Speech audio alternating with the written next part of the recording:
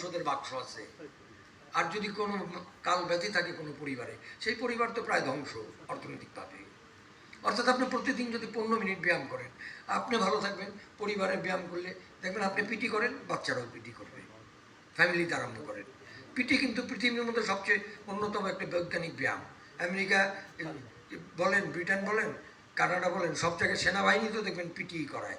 আমাদের স্কুলে পিটিও সেখানে করে। পিটিটাই করেন। ভালো থাকবেন, সুস্থ থাকবেন। যতদিন বাঁচেন সুন্দরভাবে বাঁচেন, যতদিন বাঁচেন সাহসের সাথে বাঁচেন। আর আমার কথা বলছিলেন সবুজ ভাই, প্রতিবাদ। একজন শিল্পীর মূল কাজ ন্যায়ের পক্ষে থাকা, অন্যায়ের বিরুদ্ধে লড়াই করা,